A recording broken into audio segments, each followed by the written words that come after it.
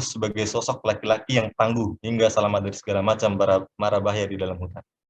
Dikisahkan di dalam beberapa sumber, atas izin Allah Subhanahu wa taala, Nabi Ibrahim telah tetap hidup meski tidak ada seorang pun yang memeliharanya di dalam gua tersebut. Bila lapar, Ibrahim kecil menghisap ujung jarinya dan keluarlah air susu.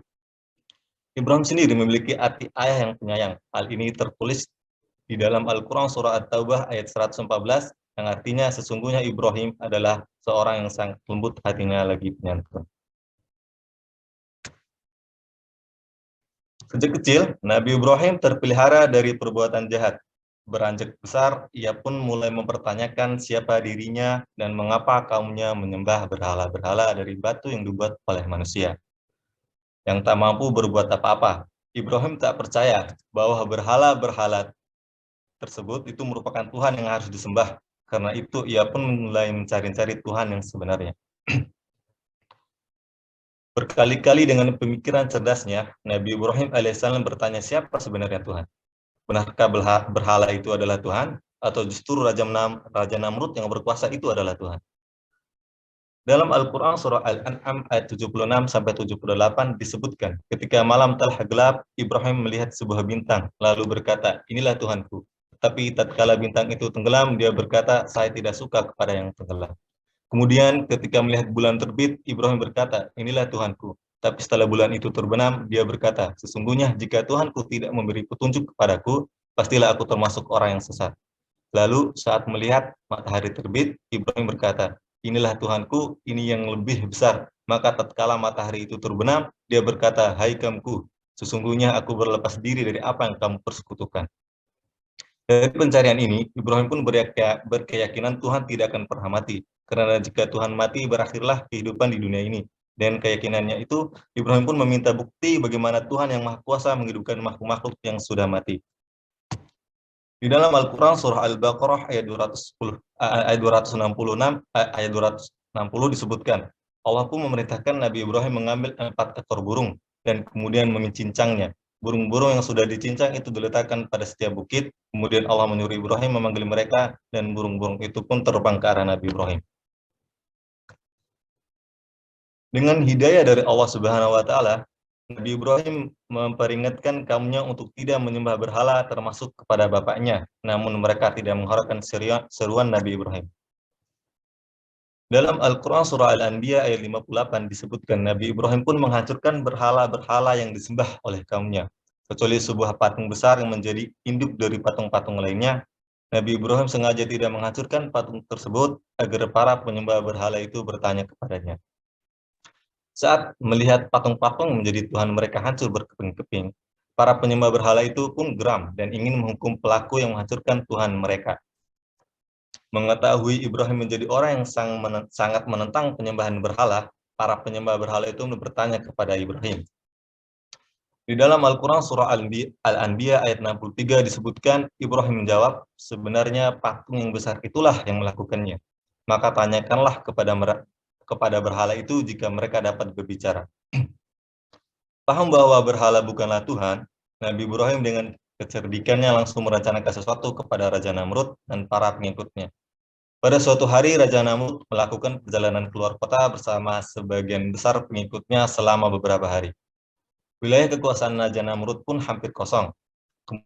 Ibrahim pun masuk dan menghancurkan semua berhala yang ada di wilayah Namrud. Semua patung-patung dihancurkan, meski dia tahu itu adalah buatan ayahnya sendiri. Nabi Ibrahim alaihissalam hanya menyisakan satu berhala yang tidak dirusaknya. Itu adalah berhala yang paling besar. Kemudian dia meletakkan kapak yang dipakai untuk menghancurkan patung-patung lainnya di pangkuan berhala satu-satunya yang tidak dirusaknya, yang berhala besar tadi. Setelah beberapa hari, Raja Namrud mengetahui semua berhalanya rusak dan murka. Siapa yang melakukan semua ini di belakangku? Teriaknya pada pengikutnya. Salah satu pengikutnya yang kebetulan tidak turut pergi bersama Raja Namrud mengatakan bahwa ada seorang pemuda bernama Ibrahim yang melakukan itu semua. Dipanggillah Nabi Ibrahim untuk menghadap Raja Namrud. Wahai Ibrahim, bukankah engkau yang telah menghancurkan berhala-berhala ini? Bukan, kata Nabi Ibrahim alaihissalam. Raja Namrud, lalu siapa lagi kalau bukan engkau yang berada di sini saat kami pergi dan engkau memuji berhala-berhala ini? Ya, tapi bukan aku yang menghancurkan berhala-berhala itu. Aku pikir berhala besar itulah yang menghancurkannya. Bukankah kapak itu berada di lehernya? Mana mungkin patung berhala dapat berbuat semacam itu, sedangkan patung tidak dapat bergerak, berbicara, atau melakukan hal yang lainnya. Mendengar hal itu, dengan tegas Nabi Ibrahim berkata, "Kalau begitu, kenapa engkau menyembah berhala yang tidak dapat berbuat apa-apa?" Begitu pintar dan cerdiknya Nabi Ibrahim menjawab segala pertanyaan dari Raja Namrud tersebut. Hingga akhirnya banyak masyarakat yang tersadar bahwa Tuhan yang selama ini mereka sembah tidak dapat bergerak, melihat, dan hanya bisa diam. Karena memang begitulah sifat asli dari sebuah patung. Mengetahui Tuhan mereka tidak dapat berbicara, para penyembah berhala itu pun tertunduk. Ibrahim pun bertanya kepada mereka, mengapa menyembah sesuatu yang tidak dapat memberi manfaat sedikit pun kepada mereka? Sang Nabi Ibrahim kemudian mengingatkan bahwa celakalah orang-orang menyembah selain Allah, Tuhannya. Dengan kesombongannya Raja Namrud yang mengajak seluruh penduduk negeri untuk menyembah berhala mengatakan, hal ini akan menjadi bukti siapa raja dan dewa di muka bumi ini, serta siapa yang manusia biasa. Kalian akan menyaksikan pada hari ini bahwa orang itu dilenyapkan di perapian akibat berani menyatakan bahwa kelak Tuhannya membakar kaum kita. Maka biarlah Tuhannya yang menyelamatkan orang itu, sementara akulah dewa yang menyelamatkan semua orang bukan orang itu. Bukannya sadar, para penyembah berhala itu malah marah dan bertekad membunuh dan membakar Ibrahim hidup-hidup karena menyebut penyembah berhala akan celaka. Mereka mengumpulkan kayu bakar dan mendirikan bangunan khusus untuk tempat membakar Nabi Ibrahim. Mereka beramai-ramai teriak, bunuh dia, lalu bakar dia. Apinya dinyalakan besar sekali dengan kayu sebagai bahan bakarnya. Sementara Nabi diikat dan ditempatkan di tengah-tengah tumpukan kayu. Ya Allah lebih berkuasa dalam segala hal, Allah belum menghendaki Nabi Ibrahim mati dan kalah oleh Raja Namrud. Menyaksikan proses pembakaran itu, Raja Namrud dan para pengikutnya tertawa dengan penuh kepuasan. Mereka mengira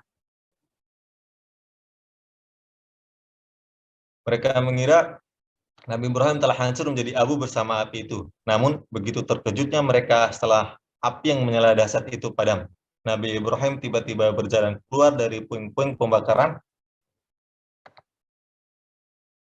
dengan selamat tanpa luka sedikit pun. Ketika Nabi Ibrahim masuk ke dalam api yang membara, Allah pun berfirman, "Hai api, menjadi dinginlah dan jadilah penyelamat bagi Ibrahim." Quran Surah Al-Anbiya ayat 69. Seketika api itu tidak terasa panas dan melindungi Ibrahim supaya dapat berjalan dalam keadaan selamat di tengah-tengah bara api. Setelah sekian lama dalam kobaran api, Allah Subhanahu wa taala pun memerintahkan Nabi Ibrahim untuk keluar. Orang-orang yang melihatnya kebingungan dan tidak percaya dengan apa yang mereka saksikan. Sejak saat itu, pengikut Namrud berpaling dan menjadi umat Ibrahim untuk terus lurus ke jalan Allah Subhanahu wa taala. Nabi Ibrahim mengatakan, ia hanya beriman dan berserah diri kepada kehendak Allah Subhanahu wa taala. Konon tempat Nabi Ibrahim dibakar ini berada di wilayah Urfa, Turki, di atas sebuah bukit. Daerah ini berada di selatan Turki, sekitar 12 jam dengan perjalanan dari darat Ankara. Begitu banyak kisah yang bisa kita pelajari dari perjalanan Nabi Ibrahim alaihissalam ini, dari mulai dia kecil yang diasingkan ke dalam sebuah gua, yang di dalam gua itu tidak ada seorang satupun yang yang menjaga Nabi Ibrahim, lalu dia dibesarkan atas izin Allah, atas kehendak Allah, atas penjagaan Allah, yang dimana dia keluar sebagai sosok pemuda yang mencari-cari siapa sebenarnya Tuhan. Lalu terbentuknya akal cerdik dari Nabi Ibrahim yang menyatakan bahwa berhala-berhala itu bukan bagian dari Tuhan yang patut kita sembah. Mungkin itu saja yang bisa saya sampaikan. Saya kembalikan kepada moderator.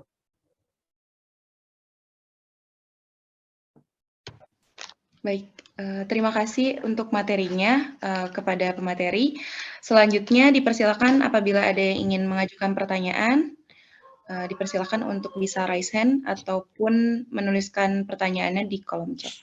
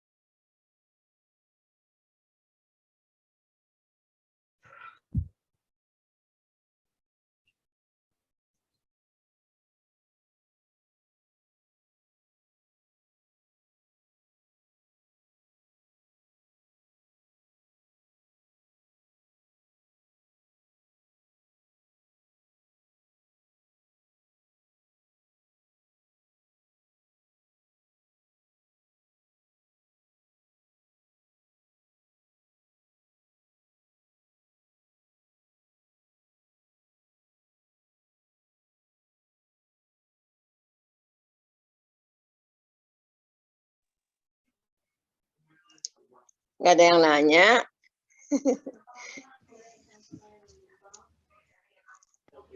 Ya, kameranya off, rata-rata off semua nih. Pada hadir nggak sih? Iya benar. Untuk yang berada di Zoom, dipersilakan lebih baik mungkin bisa dibuka juga kameranya. Dan yang ingin mengajukan pertanyaan bisa langsung diajukan saja. Oh iya, baik. Mungkin menunggu ada yang ingin bertanya. Mungkin dari Bunda atau dari kakak-kakak ada yang ingin menambahkan berkaitan dengan hari ini, yaitu mengenai kisah Nabi Ibrahim alaihissalam. Enggak, Bunda cuman ini dikit ya. Tapi Bunda lupa juga nama orangnya.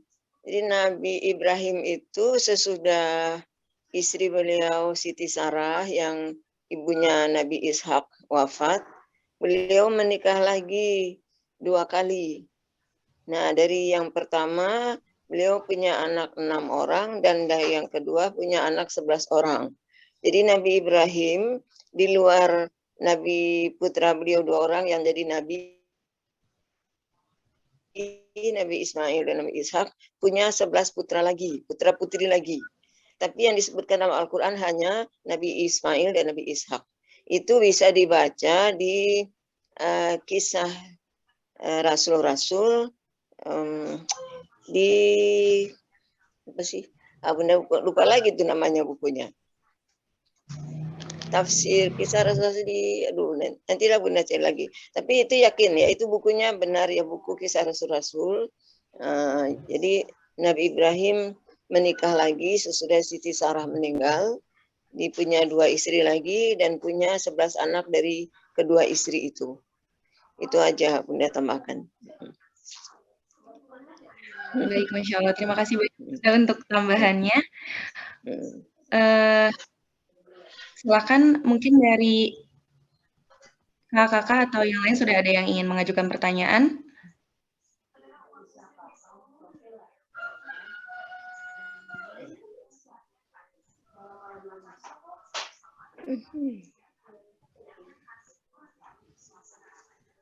Ibnu Katsir ya, si kisah Rasul-Rasul yang ditulis oleh ahli tafsir Ibnu Katsir ya, Ibnu Katsir.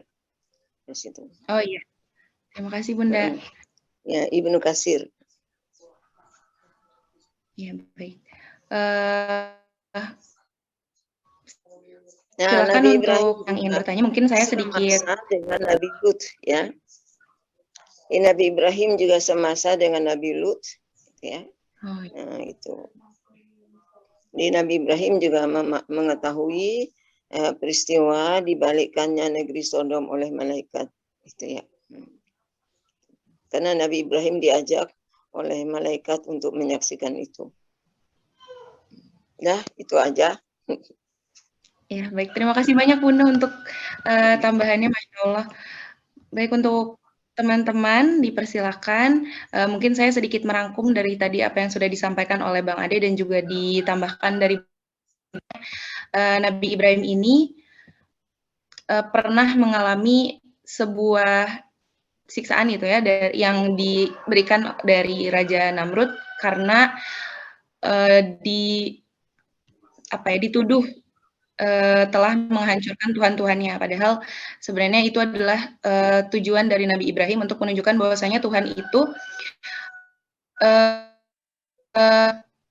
bukanlah patung-patung yang mereka sembah.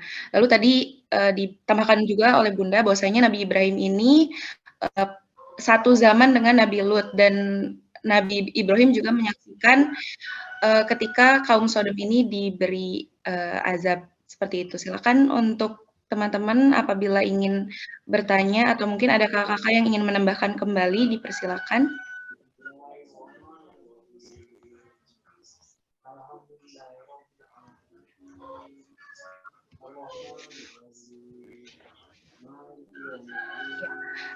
Baik, kepada Bang Ahmad Ruslan dipersilakan.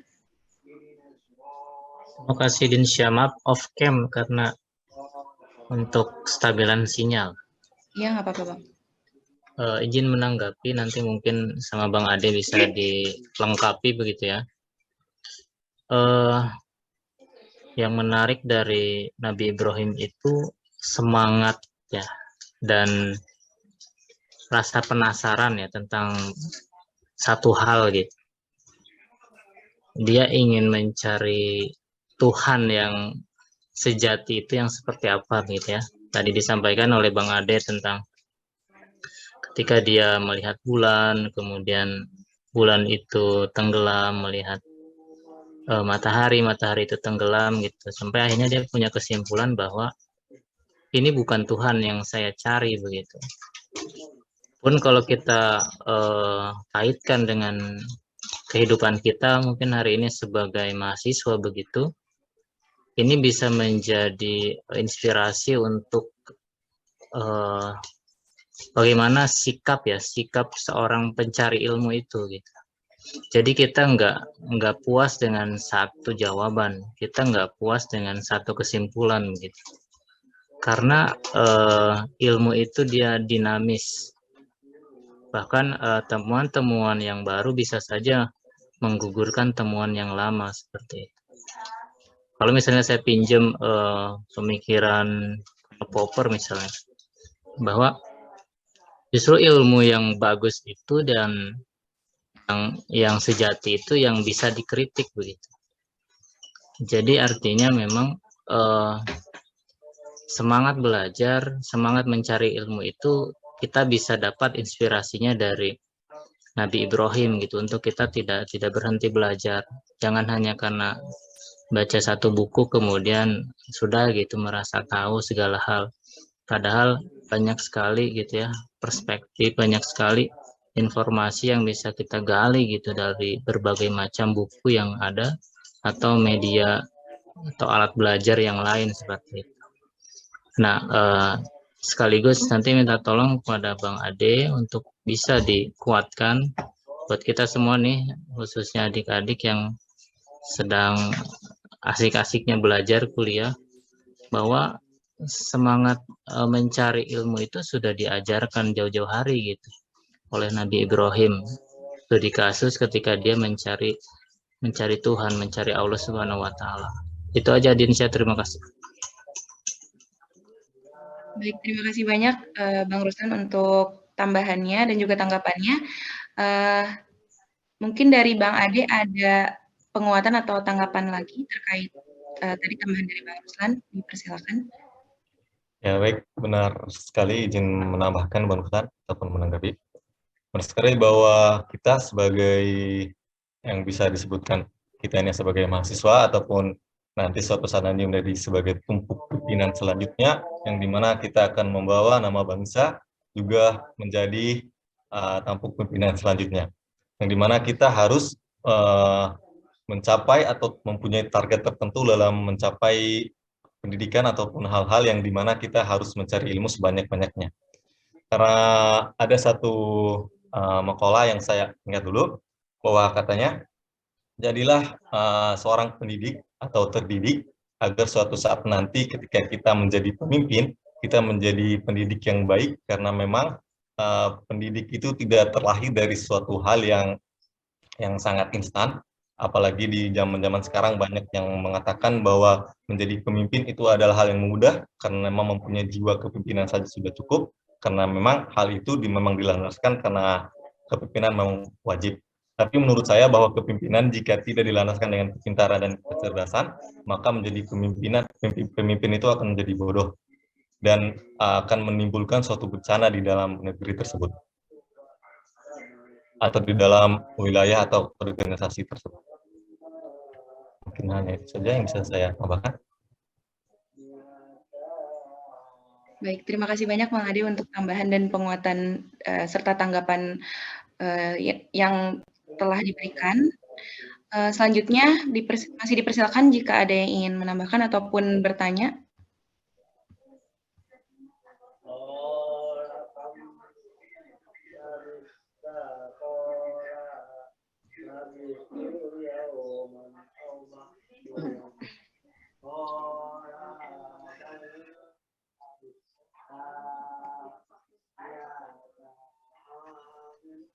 Baik, ditunggu sampai 549 mungkinnya di sini. jika sudah tidak ada yang bertanya, maka bisa dilanjutkan dengan closing statement dari Bang Ade.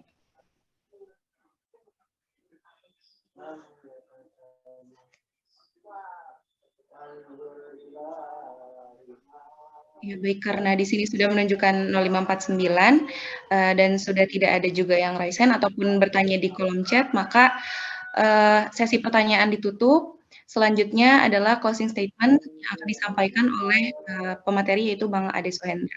Silakan.